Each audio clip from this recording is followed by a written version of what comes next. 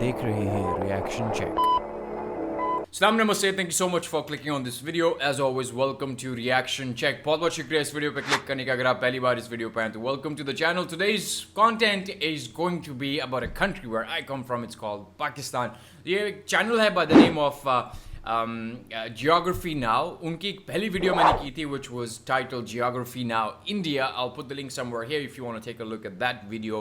You'll be able to find it in the description as well if you want to see how I reacted to that video. But today's video, after watching that video, a lot of people commented and said, you know, I should also do Geography Now Pakistan and to get an idea of what exactly, and maybe we can share some thoughts.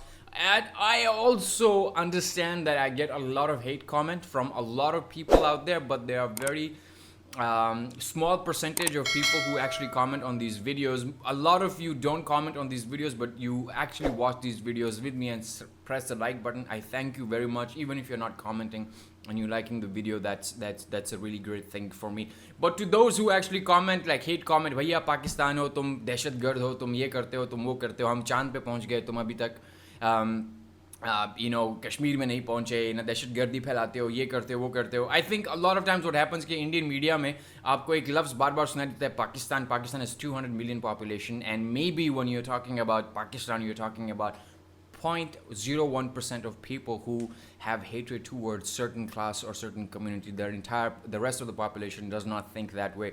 So please be careful based on what you say, because a lot of times what you see in this box may not be accurate, may not be correct. अगर आपको ये videos पसंद नहीं आ रही है, अगर मैं India की किसी चीज़ पे रिएक्शन करता हूँ, मूवीज़ पे, तो कृपया करके कहीं और जाके कोई और वीडियो देख लीजिए. लेकिन ये जो वीडियोस मैं बाकियों के साथ शेयर कर रहा हूँ, let's take a look at this geography now Pakistan video and see what we have in this. Pakistan की जो जियोग्राफिकल लोकेशन है वो बड़ी इंपॉर्टेंट है. I think a lot of times a lot of people जो कमेंट करते हैं कहते हैं हाँ पाकिस्तान जो है चाइना से भीख मांगता है and all that, but China has a very, Pakistan is a very strategic partner for China, जिसकी वजह से they get access to the South Sea, which in return gives them a lot of benefit and profit. How does it benefit Pakistan? In the long run, we may be able to find. हो सकता है बहुत बुरा decision हो. बहुत सारे मुल्क ऐसे डिसीजंस लेते हैं जिनको लगता है कि अभी का अच्छा डिसीजन लिया है उन्होंने, पर हो सकता है बाद में वो बैकफायर कर जाए. समझ गए होंगे आप मेरी बात को. लेकिन आज जो है पाकिस्तान के बारे में हम बात करेंगे और पाकिस्तान की लोकेशन, जियोग्राफिकल लोकेशन. पाकिस्तान में बहुत सारे लोग रहते हैं, बहुत मुख्तलिफ डाइवर्सिटी है. यहाँ पे मोस्टली जब मैं मलेशिया में लोगों से बात करता हूँ, when I talk to people here in Malaysia and I tell them I am from Pakistan, they usually think there's one kind of people that live in Pakistan. You've got Balochis, you've got Sindhis, you've got Punjabis, you've got Pathans, you've got people who speak Saraiki, you've got people who speak Kashmiri. So all these languages also bring a different kind of ethnicity, different kind of food, different kind of languages, and they all combine together to create one country which is called Pakistan. I think India is also very diverse in that sense. You go from east to west, north to south, you get a lot of languages. Same thing happens in Pakistan also. And what you see in the Indian movies most of the time कि लोगों ने दाढ़ियाँ बढ़ाई हुई हैं, what you see in the news channels, that is not always the scenario for the entire population. That's a very small percentage that you actually see.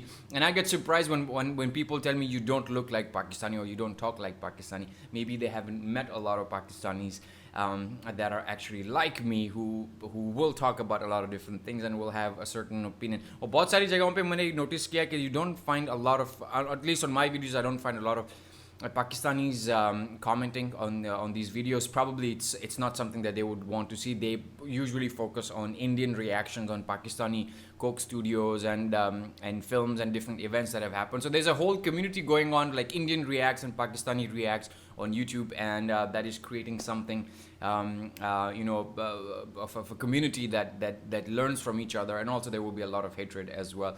This video right now has got at least 1 million views and have got 3,094 dislikes and also 40,500 likes for this particular video. So let's take a look at this video, what we have in this one. Maybe there are some things that I don't know. There are a lot of things that I don't know about Pakistan. I didn't know about India. So let's watch this video and see what we have in this one. Alright, Pakistan. You've probably heard of this guy, maybe in the news, maybe in literature, maybe in movies. Pakistan is sort of a societal paradox. It's only a little over half a century old, yet it retains history that predates the pyramids of Egypt. There's so much to cover, so pack your bags and stand on this bus ride to Pakistan. It's time to learn geography now! Hey everyone, I'm your host Barbs. Pakistan is kind of like the bridge between the Middle East and the rest of Asia. It is the only nation in the world known to have been established on the basis of religion alone. Well, what about me? I mean, originally kind of, yes, but you were like one unit with Pakistan, and then you got a second independence based on you not liking Pakistan. Oh yeah, that's right. By the way, you should really redo my episode. It's completely outdated and you totally stole that map from Jay Foreman. Oh, I met up with Jay in London. We had a jolly live stream chat and laughed about it. Calm down, he's cool with me. It's true, I am cool with it. I'm not really cool with it. Anyway, time for Pakistan. So what we have in this one? Pakistan. It's interesting because even the name, which means pure land, is even an acronym for the 5 former regions of British India that joined together: Punjab, Afghania, Kashmir, Sindh, and Baluchistan. Pakistan! Later the I was added to just help with pronunciation. Anyway, the map. Pakistan is located in South Asia, surrounded by Iran, Afghanistan, China, and India, with the Arabian Sea and Gulf of Oman in the south. The country is divided into 4 provinces and 3 territories, including the capital Islamabad that acts as its own territory. Keep in mind the northern territories are administratively operated under Pakistan's government, but India still claims parts or most of them. The country's largest city and former capital, though, is Karachi in the Sindh province, with about 15 million people. It holds the largest and busiest airport, Karachi Jinnah International, and the largest shipping port, the port of Karachi, which handles about 60% of the nation's cargo. However, the largest deep sea port in the world is actually here in Gwadar. Recently, it has been going over massive renovations and construction funded by the Chinese as a means to help with access to the Indian Ocean. The nation's second largest city is Lahore in the Punjab province, which holds the 3rd busiest airport, Lahore Allama Iqbal International. The country has a vast wide rail network extending from Karachi to Peshawar in the north, with branch lines extending to Iran, Afghanistan, and a proposed line that goes up to China. However, it would be very difficult considering that there are incredibly high mountains up further north, and today there is only one main road that crosses over from Pakistan into China. The N35 highway, otherwise known as the Karakoram Highway, the world's highest paved road at over 4,000 meters above sea level. This one little road is the life-giving artery on the 523-kilometer wide border that gives China access to the Indian Ocean and Pakistan access to the east, circumnavigating around India, which otherwise blocks them both. Yeah, I mean, it's really not hard to understand why China and Pakistan get along. It's like, give me access to the West! Nope. and now my favorite part of any episode, territorial anomalies. Now, if you ask someone to draw the map of Pakistan, you might get a lot of different images depending on who you ask. Some might draw this, some might draw this, and those that don't know what maps are might draw this. But in regards to the Pakistani administered areas, as we discussed before, this whole region is disputed with India, and it is the site of the most militarized area on the planet, Jammu and Kashmir. In a condensed explanation, in this area, Pakistan and India want all of this, China just wants these parts. Pakistan and India had 3 wars. They drew a militarized line over here between India and Pakistan. Pakistan relinquished their claim to the Shaksam Valley over to China, but India did not agree and still claims it. All the while, all 3 countries converge on the Siachen Glacier, the second largest non-polar glacier in the world, on point NJ9842, and the dead man zone begins where nobody dares to do anything. This is probably the most tense border point in the world. So there you go, confusing border stuff and weird tension with Chinese alliance. Pakistan! Some of the top spots you guys, the Pakistani geography suggested we mention in this video, include places like Faisal Mosque, the Shandur Polo Grounds, the most dangerous hanging bridge in the world, Shangri-La Lake, the shipbreaking yard of Gadani. There's so many amusement parks like these. There are so many forts like these. There's even some Hindu sites like these. Of course, there are so many tombs and mausoleums. Here's a bunch of them. There's St. Patrick's Cathedral in Karachi, Changamanga, Lahore Museum, Karachi War Cemetery, all of these UNESCO heritage sites, as well as these major archaeological sites. Yeah, you can see that there's a lot of backstory hidden within the valleys of Pakistan, and it goes way back to a very important river, which brings us to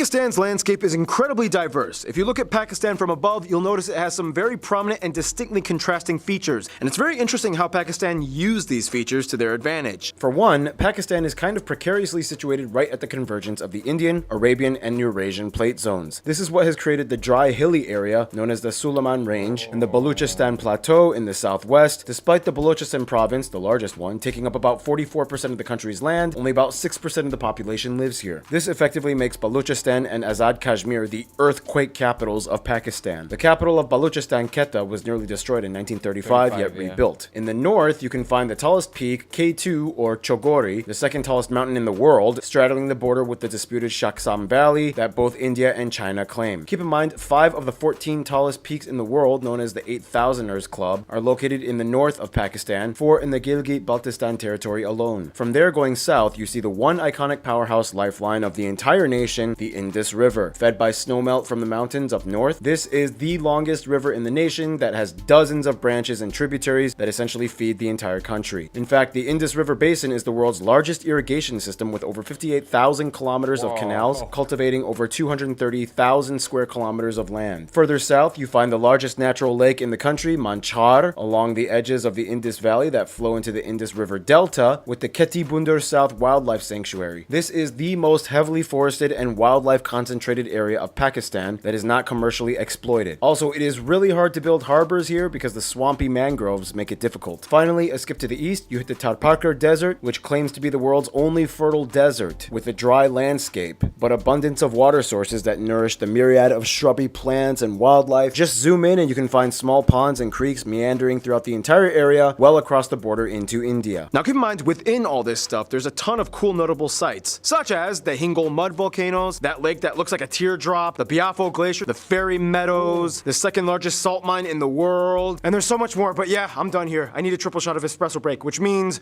oh no! Oh no! Oh no! Oh, Noah. As you can probably guess by now, Pakistan's land is not only loaded with contrast, but resources as well. Over 40% of the population is employed in agriculture and livestock, where wheat and cotton are the major crops. They actually rank 4th in the world for cotton production and 3rd in goat meat. Pakistan is actually one of the largest textile producing countries in the world. In fact, this one city produces about half the entire world's football or soccer balls. Otherwise, the nation is also thriving with wildlife. They have about 660 bird species, over 170 mammal species, including the national animal, the markhor. To finish off this segment, like we always do, food. Some dishes you guys, the Pakistani geography suggested we mention, include things like Baluchi-style saji and meat pie. Beef and lamb korma is also popular. In the north, you see dishes closer to Iranian and Afghan cuisine like lamb and beef kebab and Pashtun-style rice. We all know the world-famous Punjab cuisine. It's virtually the exact same as the Punjab in India. In the south, the Sindhi people will probably have more fish in their diets as they are on the coast. There's a lot of other cuisines we could have mentioned within the various ethnic groups, but that would take way too much time. We can, however, talk about the people groups in this next segment. Thank you, Noah. Now, the weird thing about the entire South Asian subcontinent is that when you look at the people, many of them look exactly alike, and you would just assume they're basically relatives. I mean, you have Pakistani Punjabis and Indian Punjabis, Pakistani Kashmiris, Indian Kashmiris. They have the same languages and same cultural traditions and history and customs, and in most cases, they really are family. But when it comes to nationhood and worldview, the dichotomy makes a clear boundary that splits one side from the other.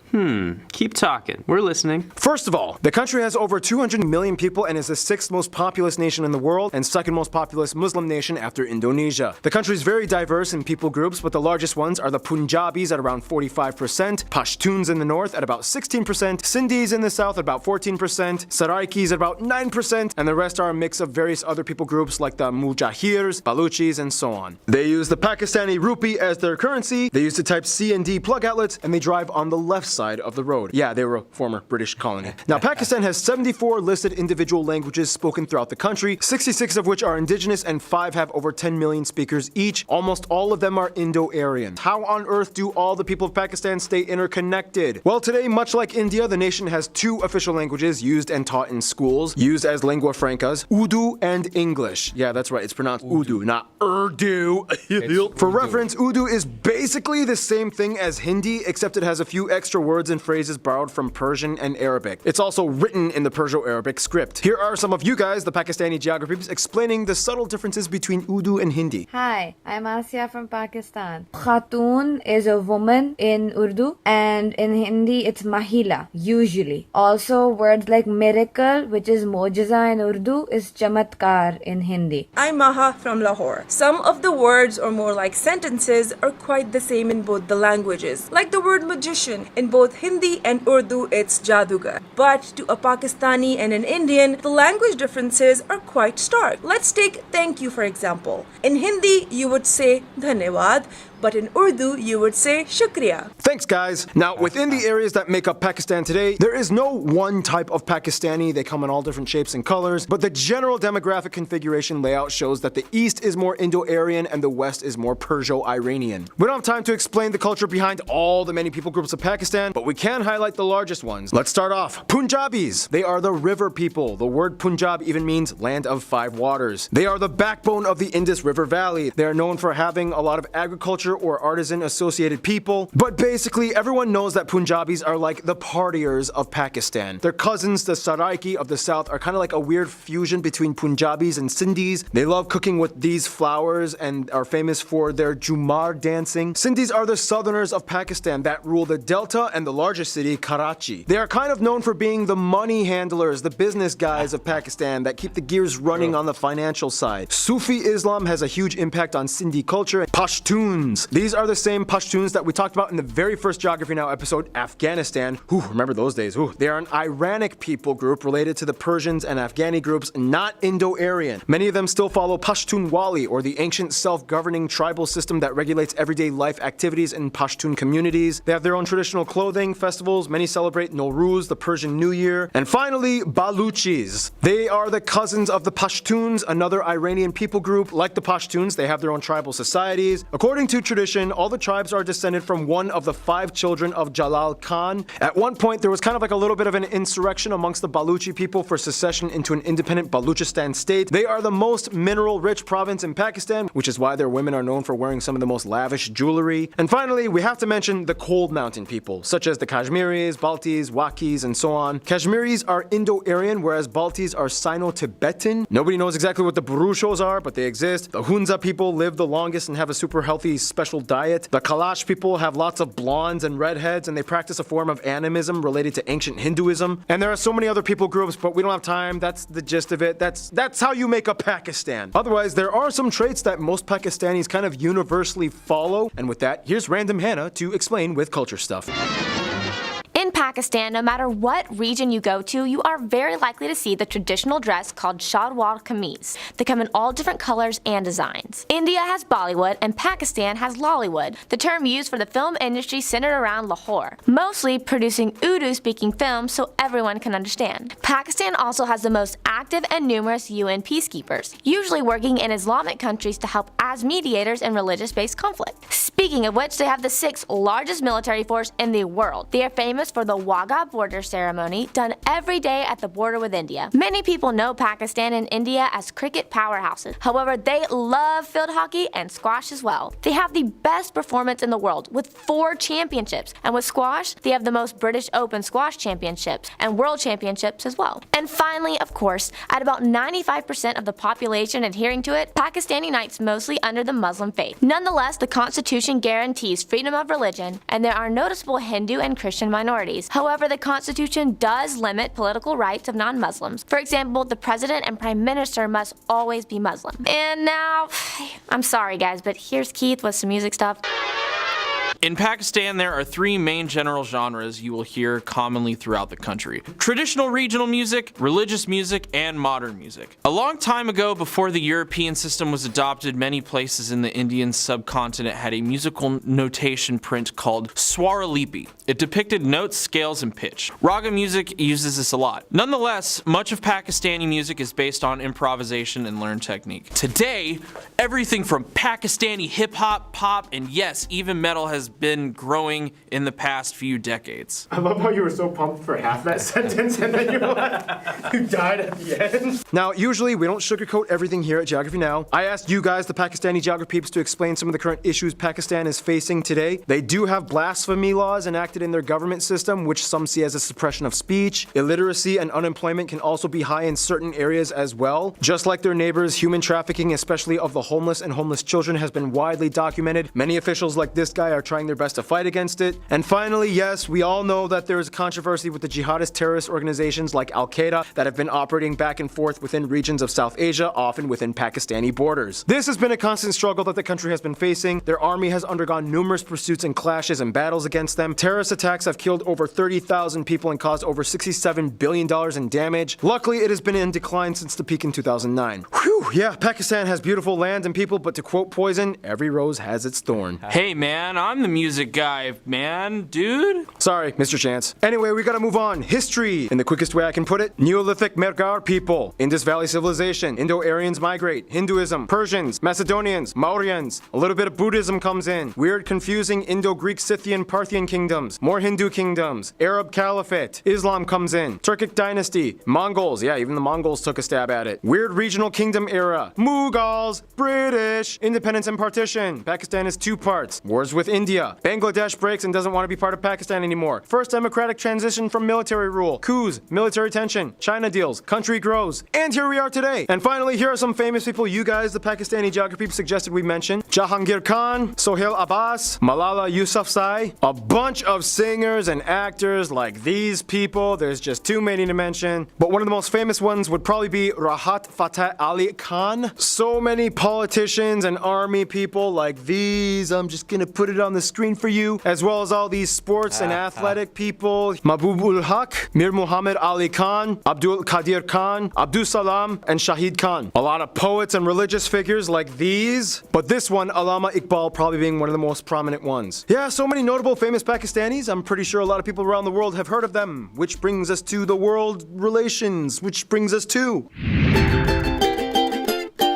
Zone. Now you have to understand, Pakistan was kind of like a constructed state to consolidate religious communities in a former empire, so that means with Pakistan, a lot of their diplomacy depends on strategy. For one, even though they were a former colony, they still have a somewhat neutral-ish kind of amicable relationship with the UK. The UK has the largest population of Pakistanis in Europe. Many come from the Mirpur district, and you can still see much of the cultural influences in their society, such as cricket and driving on the left. They have generally good relations with the Gulf countries like the UAE, Saudi Arabia, Kuwait. Many Pakistanis moved there for work as expats. The past few years, though, there has been some controversy with mistreatment of Pakistanis and other expats by certain companies, but overall, the governments get along at least. Afghanistan and Iran are like their love-hate cousins. During terrorist conflict years, Pakistan took in millions of Afghan refugees that are essentially brothers of the Pashtuns in the north. It remains a constant issue, though, that they are facing to this day. Iran is also a key figure in business and trade, as well as supplying oil and other imports. India and Bangladesh also have a somewhat love-hate relationship. It's more like they hate the governments but love the people. India and Pakistan, of course, have so much history together, even before British colonial years. As mentioned, many of the people groups there share the same language and culture. The only thing essentially separating them is religion. Bangladesh, of course, broke away from Pakistan after the partition years and favored India shortly after independence. This kind of angered Pakistan at first, but decades later they've kind of moved on and have good relations once again. In terms of their best friends, however, many Pakistanis might kind of end up saying Turkey or China. Essentially what it comes down to is a kind of standoff against India. When one giant leaves you drama, you kind of settle for the other one. Together, they have the China-Pakistan Economic Corridor project, in which they allow them to use the port of Gwadar for their development and trade deals.